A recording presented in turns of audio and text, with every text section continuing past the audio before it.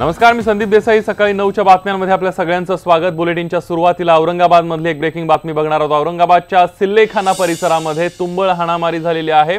पूर्व वैमनस्यातून दोन गटांमध्ये काठी आणि तलवारीने हाणामारी झाली। हा सगळा राडा घडलेला आहे क्रांती चौक पोलीस ठाण्याच्या हद्दीमध्ये। पोलिसांकडून 3 जणांना अटक करण्यात आली आहे। क्रांती चौक पोलीस ठाण्यामध्ये दोन गटांच्या एकमेकांविरोधात तक्रारी सुद्धा दाखल करण्यात आल्या आहेत। सिलेखाण्यातल्या भर चौकामध्ये हा सगळा हाणामारीचा प्रकार घडलेला आणि हा सगळा प्रकार कॅमेऱ्यामध्ये सुद्धा कैद झालाय। वर्षभरापूर्वी प्राणघातक हल्ला प्रकरणामध्ये कोर्टातून साक्ष देण्यासाठी हे आरोपी आले होते आणि कोर्टाबाहेरच या सगळ्यांचा पाठलाग करून हल्ला करण्यात आलेला आहे।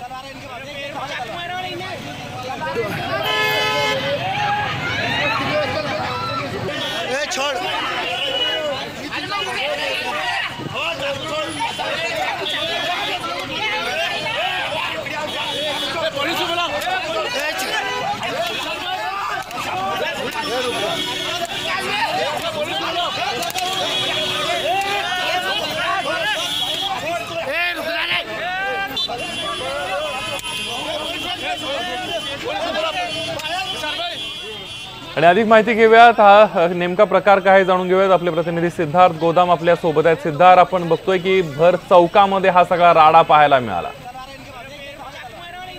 संदीप, ही भर दुपारची घटना आहे आणि विशेष म्हणजे जुन्या भांडणावरून हा हल्ला एकमेकांवर करण्यात आलेला आहे।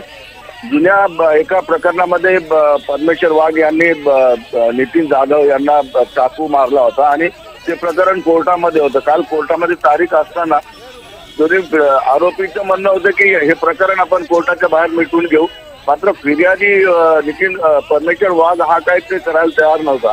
त्यामुळे जाधव गँगने त्यांचा पाठिंबा केला आणि शहरातील सिल्लेखाना चौकामध्ये गाडी आडून अशा पद्धतीचा हल्ला केलेला आहे। यामध्ये तलवार आणि लाठाकाठ्यांचा सर्रास वापर केला गेला आणि यामध्ये जे आहेत 3 आरोपींना पोलिसांनी अद्याप अटक केलेली, एक तलवार जप्त केलेली आहे आणि या प्रकरणी पुढील तपास पोलीस करत आहे। धन्यवाद सिद्धार्थ, तुम्ही दिलेल्या संपूर्ण माहितीबद्दल।